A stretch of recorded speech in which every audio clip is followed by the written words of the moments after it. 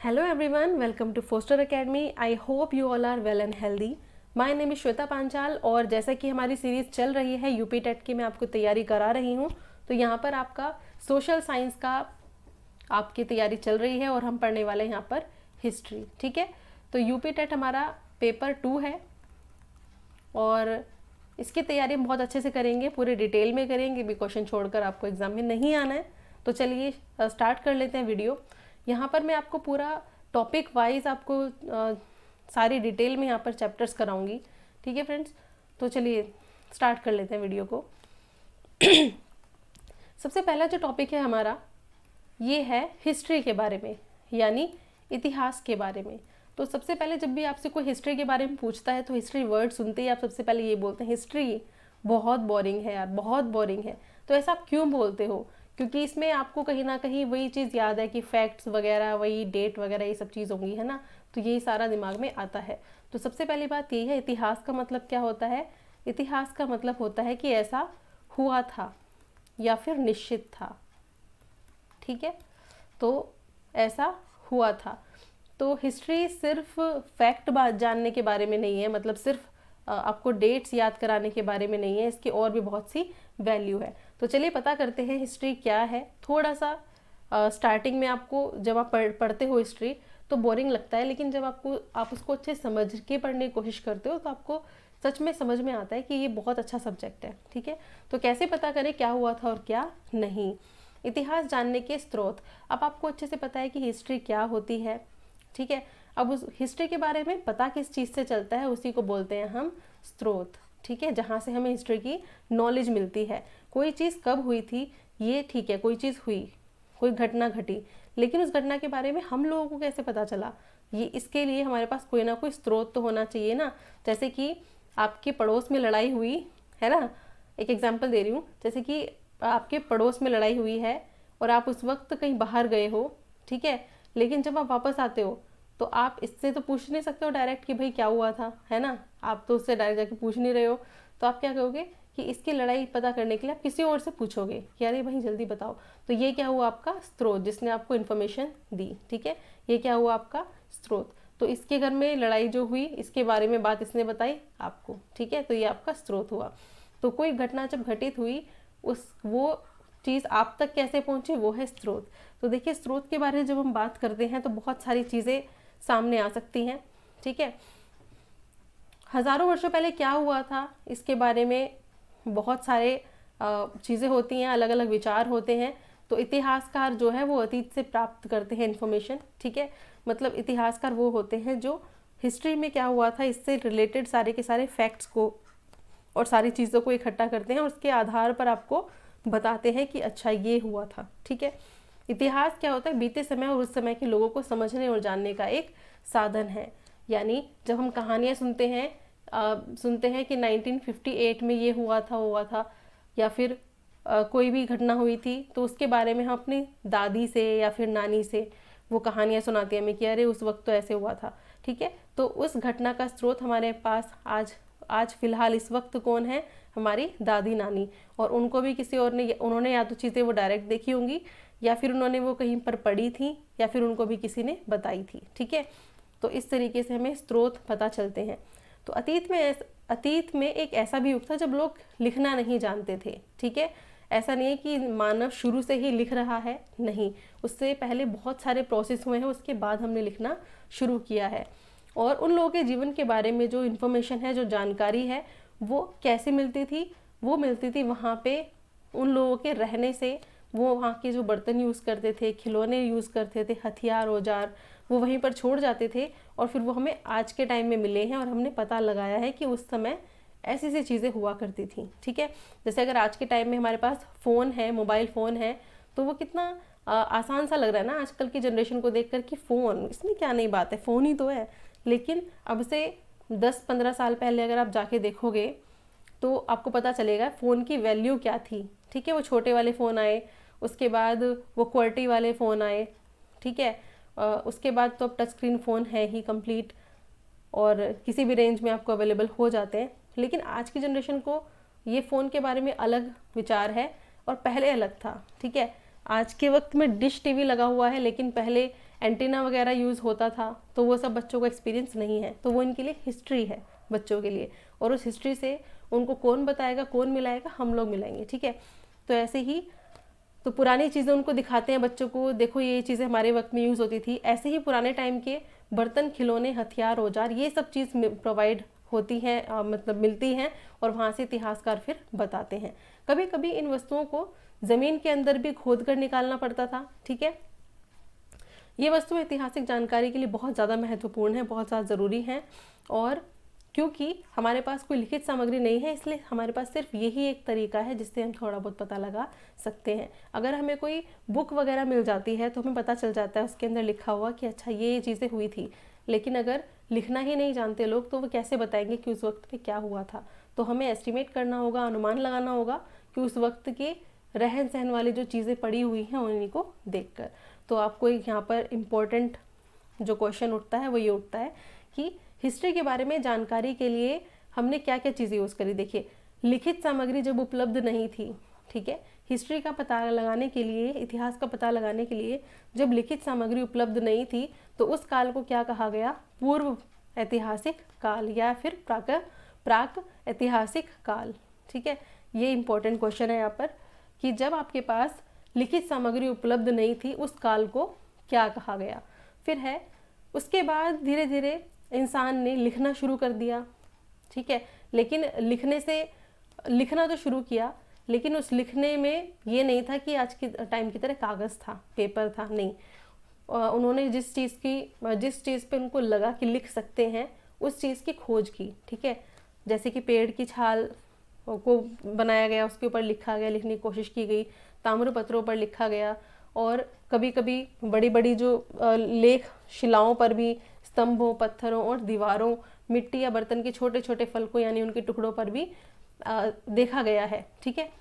ताड़पत्र वृक्ष के चौड़े पत्ते होते हैं जिन पर लिखना थोड़ा पॉसिबल हो जाता है, छोटे पत्तों पर नहीं लिख पाते तो बड़े पत्ते चाहिए। भोजपत्र भोजपत्र जो है एक प्रकार के वृक्ष की छाल होती है।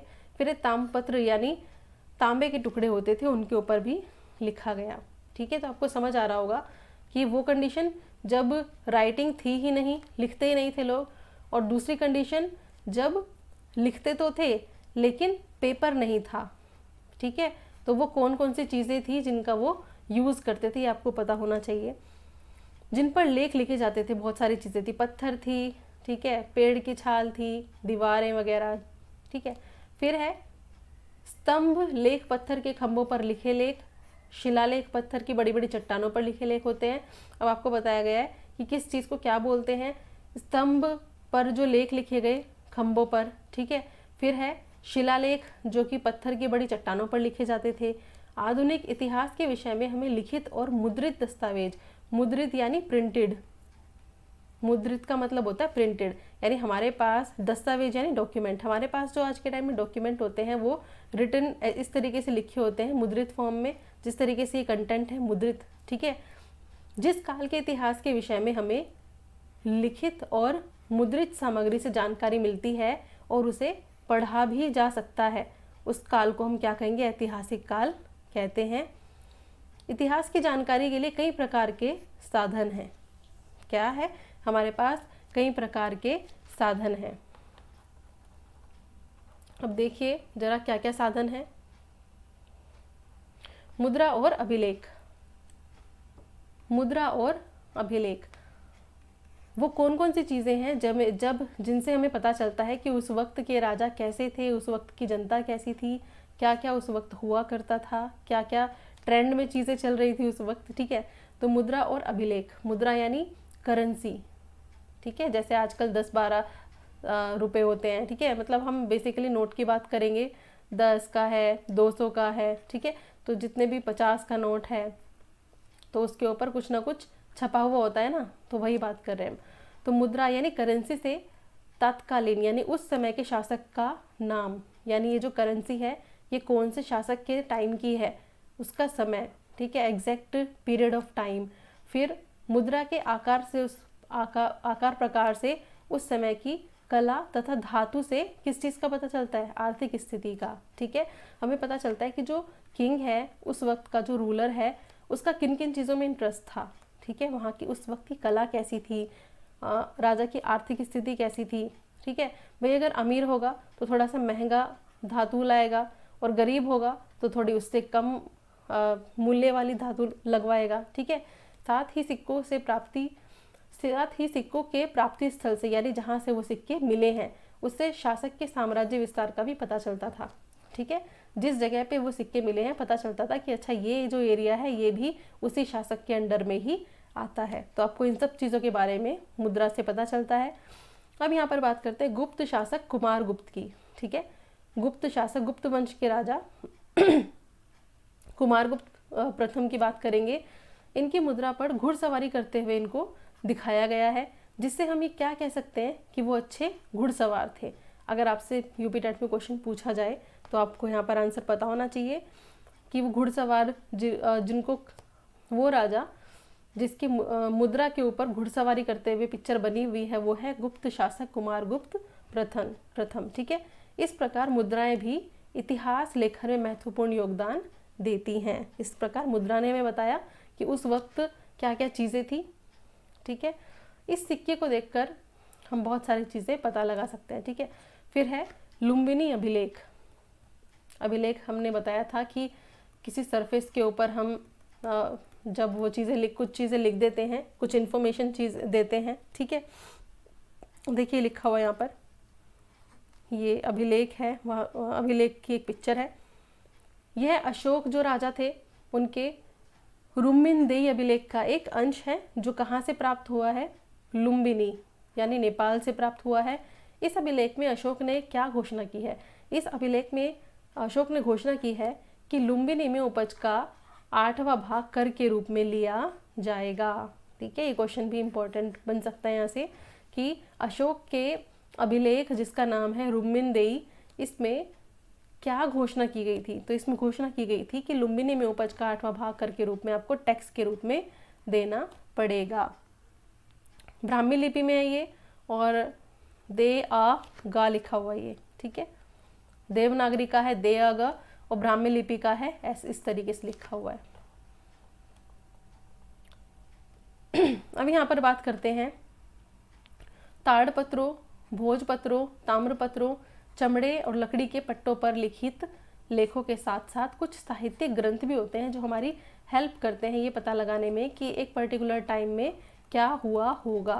ठीक है, देखिए कुछ तो हमारे पास बहुत ज़्यादा रफ स्रोत मिलते हैं, यानी सही फॉर्म में नहीं है, ठीक तरीके से लिखे नहीं हैं। इन पे ताड़पत्रों पे, भोजपत्रों पे लिखा गया था तो काफ़ी सारी प्रॉब्लम भी हुई। कुछ को कीड़े मकोड़े ने खा लिया। ठीक है, इंसेक्ट लग गए उन पर और उसकी वजह से वो फट गए, कहीं कहीं से पेज फट रहे हैं। तो हमें इन्फॉर्मेशन तो मिलती है पर आधी अधूरी मिलती है। ठीक है, उसके बाद इसको कोई और जब कॉपी करेगा तो इसमें कुछ एरर हो रहा होगा तो वो अपने हिसाब से लिख देगा। तो इस तरीके से ये जो स्रोत है वो रिलायबल तो हैं बट उतने नहीं। ठीक है, लेकिन उतने नहीं, लेकिन किन से ज़्यादा रिलायबल है? लोगों की कही सुनी बातों से तो ज़्यादा रिलायबल है। ठीक है, कि किसी ने लिखा हुआ है। तो देखिए यहाँ पर है धार्मिक साहित्य में बुक है, उसका लेखक है और उसका काल का वर्णन है। ठीक है, जस्ट अ सेकेंड। हाँ, यहाँ पर है सबसे पहले वेद की बात की गई है, आर्यों से रिलेटेड है ये वेद। फिर बात की गई है रामायण लिखी गई, महाभारत लिखी गई। भाई ये भी तो हम हिस्ट्री के बारे में बताते हैं ना कि रामायण के समय में ये चीज़ें हुई थी, ये चीज़ें पॉपुलर थी, महाभारत में ये हुआ था, राजा इस तरीके के थे, उनकी सोच इस तरीके की थी, जनता किस तरीके की थी। ठीक है, तो रामायण किसने लिखी है? वाल्मीकि ने, और महाभारत लिखी है वेद व्यास ने। ठीक है, तो रामायण लिखी है वाल्मीकि जी ने और महाभारत लिखी है वेद व्यास जी ने। अब ये रिलेटेड है तत्कालीन समाज के विषय में, यानी उस समय सोसाइटी कैसी थी हमें इनको पढ़ के पता चल जाता है। फिर है जैन एवं बौद्ध साहित्य। ठीक है, जातक कथा, ये है तात्कालिक राजनीतिक, उस समय की राजनीतिक, सामाजिक और धार्मिक स्थिति को बताता है अच्छे तरीके से। फिर है धर्म से अलग ग्रंथ, धर्म के बाद वाले ग्रंथ जिनसे हमें काफ़ी इन्फॉर्मेशन मिली है हिस्ट्री को जानने में। तो ये है अर्थशास्त्र, ये बहुत फेमस है, सबको पता भी होगा। अर्थशास्त्र चाणक्य ने लिखी है, चाणक्य को कौटिल्य भी कहते हैं। ठीक है, तत्कालीन समाज की राजनीतिक, सामाजिक, आर्थिक और धार्मिक स्थिति के बारे में बताता है कि राजा जो है वो कैसा था, ठीक है, उसकी प्रजा किस प्रकार की थी, क्या क्या युद्ध हुए, क्या क्या चीज़ें हुई, क्या क्या उनकी नीतियाँ थी, क्या क्या पॉलिसी थी जो राजा फॉलो करते थे। फिर है राजतरंगिणी। राजतरंगिणी लिखी कल्हण ने और इसमें कश्मीर के इतिहास के बारे में इंफॉर्मेशन मिलती है। फिर है विदेशी यात्रियों के वृतांत, यानी जब देखो अभी आप लोग यहाँ पर हो, अगर सपोज आप कहीं बाहर घूमने जाते हैं, ठीक है, कहीं बाहर किसी फेमस जगह पे घूमने जाते हैं जहाँ पे हर कोई जा नहीं पा रहा है, लेकिन आप फॉर्चुनेट हो, आप जा पा रहे हो, तो वहाँ से आप घूम के जब आओगे तो वहाँ की कुछ चीज़ें लेकर आओगे अपने साथ, ठीक है, कुछ ऐसी चीज़ें जो वहाँ से आकर जब आप अपने फ्रेंड्स को दिखाओगे, लोगों को दिखाओगे, तो आपको भी अच्छा फील होगा और वो भी काफ़ी इंटरेस्टेड होंगे। तो ऐसे ही हुआ कि विदेशी यात्री यानी चाइना से काफ़ी सारे, यहाँ पे हम स्पेशली चाइना की बात कर रहे हैं, और यूनानी राजदूत, ठीक है, तो ये लोग आए हमारे इंडिया में और यहाँ पर रहे कुछ टाइम, कुछ तो पढ़े भी यहाँ पर, ठीक है, शिक्षा प्राप्त भी की यहाँ पर ही, और काफ़ी सारे यहाँ पर लिखा यहाँ पे इन्होंने, मतलब काफ़ी सारा स्रोत हमें देकर गए हैं, मतलब हमें बता कर गए हैं चीज़ें, अपना नोट डाउन किया चीज़ें, काफ़ी चीज़ें इकट्ठी करी और वो लेकर अपनी कंट्री में चले गए, ठीक है। तो ऐसे हुआ। तो अब बता रहे हैं इंडिका किसने लिखी। इंडिका लिखी है मेगास्थनीज ने, जो एक यूनानी राजदूत था। और ये किसके समय में आया था, ये बहुत ज़्यादा इंपॉर्टेंट है, क्वेश्चन पूछा जाता है कि मेगास्थनीज जो है वो किसके शासनकाल में आया था। तो ये है चंद्रगुप्त मौर्य के काल में, ठीक है। तो इसमें उस वक्त के समाज की झलक दिखाई गई है कि मौर्यकालीन समाज में किस तरीके से राजा चीज़ों को मैनेज करते थे। फिर है यात्रा विवरण, यानी यात्रा विवरण की है एक चीनी यात्री है फाहयान, ये किसके समय में आया था, गुप्त काल में, ठीक है। यात्रा विवरण फिर से ह्वेनसांग, तो ह्वेनसांग भी चीनी यात्री था और हर्ष के बारे में इन्होंने बात की है। तो ये आपको इम्पोर्टेंट चीज़ याद रखनी है। मेगास्थनीज कहाँ से था, यूनान से, और किसके काल में आया, चंद्रगुप्त मौर्य के। फायन जो है वो चीनी यात्री था और किसके काल में आया, गुप्त काल में। फिर है ह्वेनसांग जो है वो चीनी यात्री था और किसके काल में आया, हर्ष के काल में, ठीक है। चलिए अब यहाँ पर नेक्स्ट अपना देख लेते हैं टॉपिक। इस तरीके से हम कह सकते हैं कि पुरातात्विक और एवं साहित्यिक दोनों स्रोतों से हमें इतिहास की जानकारी प्राप्त होती है, यानी कुछ पुराने स्रोत हैं और कुछ साहित्यिक स्रोत हैं, जिन दोनों को मिलाकर, यानी पुरातात्विक में हम किन चीज़ों को मानेंगे, जैसे वहाँ पर यूज हुए खिलौने, औजार, पत्थर, ठीक है, या फिर कुछ और स्रोत, और साहित्यिक यानी जो हमें लिखी हुई चीज़ें प्रोवाइड हुई हैं कहीं से भी, किसी भी स्रोत से, ठीक है। फिर है विदेशी यात्रियों के विवरण भी इसमें बहुत ज़्यादा इंपॉर्टेंट रोल प्ले करते हैं, क्योंकि उन्होंने भी उस समय के कंडीशन हमें बताई है। फिर इतिहासकार, इन्हीं स्रोतों से उस समय की कृषि, इन सब चीज़ों को देखकर इतिहासकार ने हमें बताया कि उस समय की कृषि, पशुपालन, कामगार शिल्प, काम धंधे, व्यापार, नापतोल, लेन देन और आर्थिक आधार, घर परिवार, स्त्रियां, उसकी स्थिति, शिक्षा, रहन सहन, खान पान, वेशभूषा, मनोरंजन, त्योहार, मेले, इन सब चीज़ों के बारे में, सामाजिक, राजा प्रजा प्रशासन, सुरक्षा कैसी थी उस वक्त पर, राजनीतिक और कला, आचार विचार, ज्ञान विज्ञान, मान्यताएं, धर्म के बारे में लोग क्या सोचते थे, क्या क्या विश्वास थे, देवी देवता की पूजा करते थे, क्या वो मूर्ति पूजा करते थे या पूजा नहीं करते थे, इन सब चीज़ों के बारे में हमें पता चलता है किस चीज़ से, इन्हीं स्रोतों से, ठीक है। आई होप आपको क्लियर हो गया होगा। फिर है आपकी शब्दावली। संग्रहालय, संग्रहालय ऐसी जगह होती है जहाँ पे ऐतिहासिक वस्तुओं को सुरक्षित रखा जाता है, ठीक है। फिर है धर्मेतर साहित्य, का मतलब होता है धार्मिक साहित्य से बिल्कुल अलग साहित्य है, ठीक है, यानी उन साहित्यों में, उन राइटिंग्स में धर्म इंक्लूड नहीं है, ठीक है, और चीज़ों के वो बारे में है। तो चलिए ये हमने अपना टॉपिक नंबर 1 कर लिया है, ठीक है। और इस वीडियो में इतना ही। आगे जो अगली वीडियो अपलोड होगी उसमें आपको इससे रिलेटेड क्वेश्चंस मिल जाएंगे और आप प्रैक्टिस कर सकते हैं कि आपको कितना समझ में आया है, ठीक है फ्रेंड्स। तो बने रहिए मेरे साथ और चैनल को सब्सक्राइब कीजिए, वीडियो को लाइक कीजिए, शेयर कीजिए और अपने घर में एकदम सेफ रहिए और पढ़ते रहिए। Thank you so much.